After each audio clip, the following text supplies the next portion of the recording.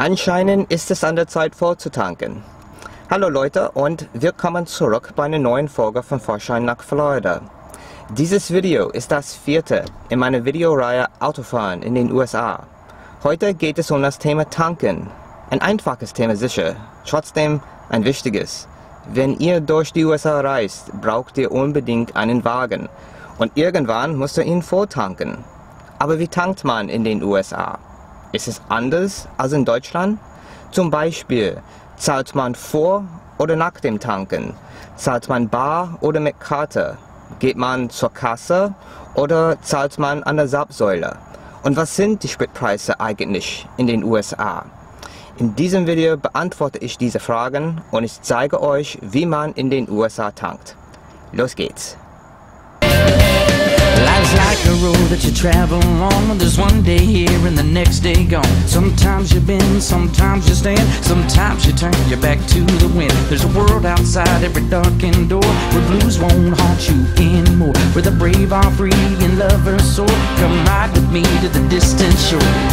We won't hesitate to break down the garden gate. There's not much time left today.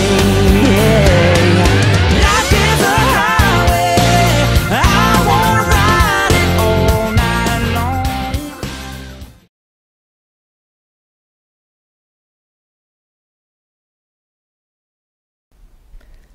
Als erstes spreche ich das Thema Spritpreise an. In den USA benutzen wir Dollars je Gallone statt Euro je Liter. Hier seht ihr einen Screenshot von der Webseite von der American Automobile Association oder AAA, wie wir hier sagen. AAA ist ähnlich dem ADAC in Deutschland.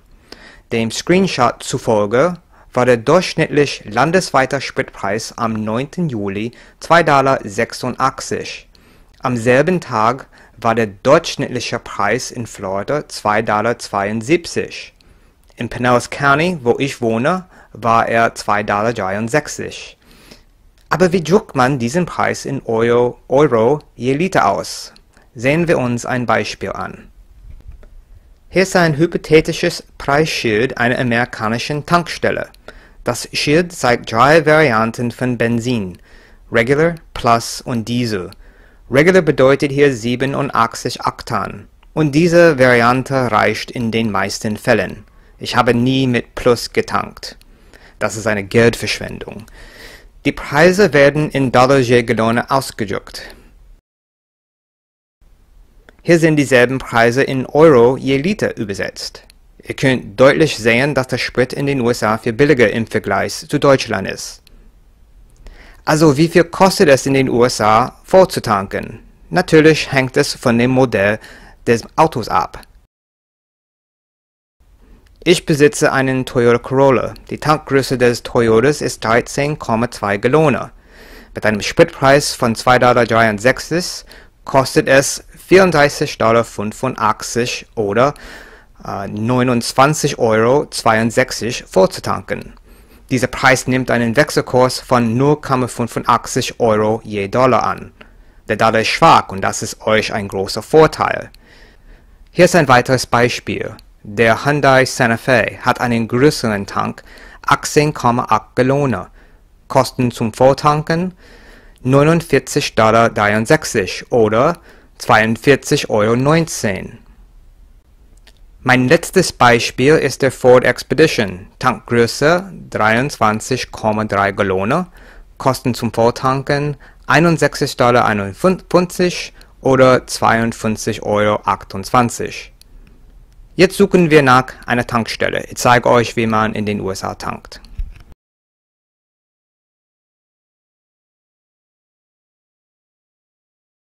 Ein kleiner Rat.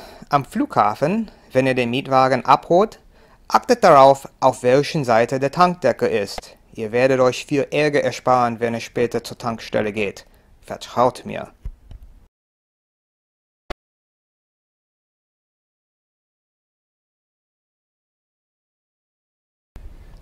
Das hier ist eine typische Zapfsäule an einer amerikanischen Tankstelle. Sie hat 2 Pistolen, eine für Diesel und eine weitere für bleifrei. Diese Säule bietet 3 Varianten von bleifrei: 87 Oktan, 89 und 93. Wie schon gesagt, empfehle ich 87, es sei denn, euer Mietwagen unbedingt 89 oder 93 verlangt. Diese Säule hat einen Automat zur Credit- und Debitkartenbezahlung. Sie hat einen Bildschirm und einen Anzeiger mit dem Betrag in Dollars und Gallonen.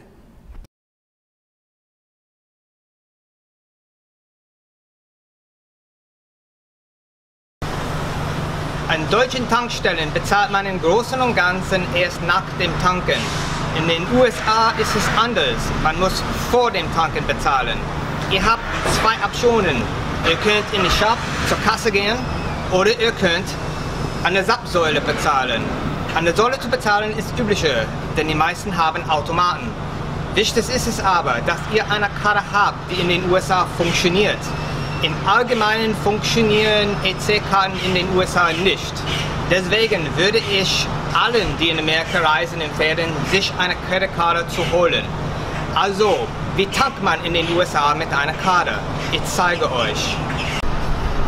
Ich stecke meine Karte herein.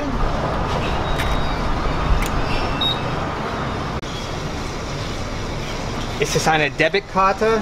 Nein. Rewards? Nein. Die Säule bittet mich um meine Postleitzahl, das ist eine Sicherheitsfrage.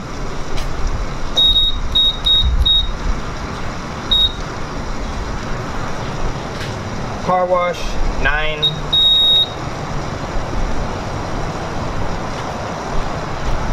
Okay. Ich will 87 und nicht tanke.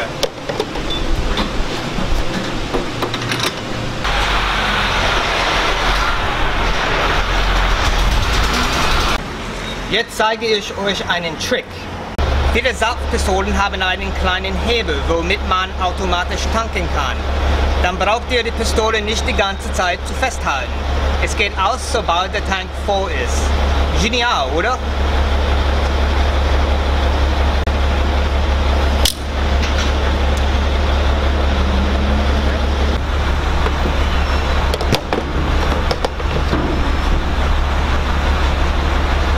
Der Tank ist jetzt voll. Ich drücke auf den Bildschirm für die Quittung.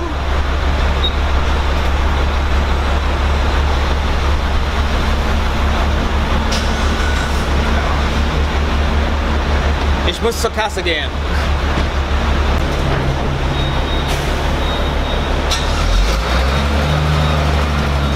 So einfach ist es.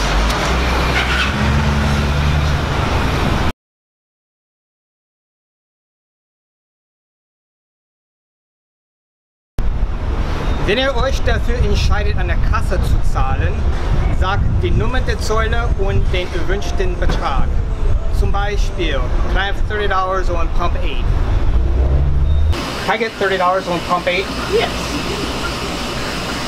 We doing debit or credit? Credit. Give it a slide.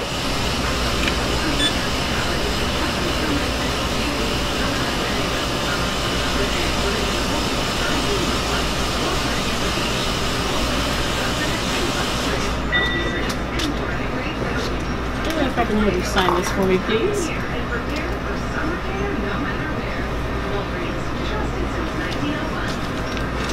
Thank you. You have a great day. Take it easy.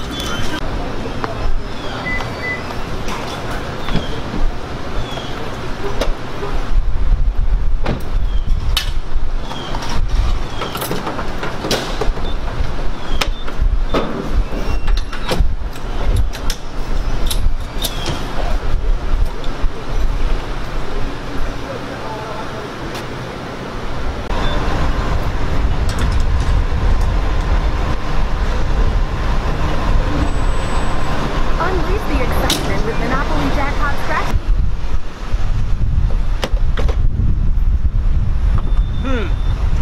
Ich habe $30 bezahlt, aber der Tank ist mit $14,10 schon voll. Ist das ein Problem? Doch, das ist kein Problem. Ich drücke einfach auf den Bildschirm für eine neue Quittung mit dem richtigen Betrag.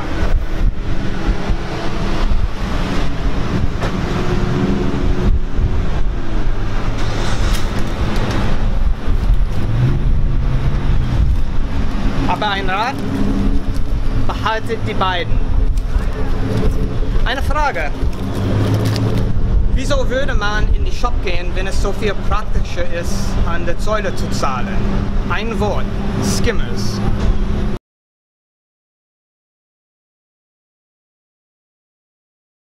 Skimmers sind illegale Kartenlesegeräte, die heimlich im Automaten von Kriminellen versteckt werden.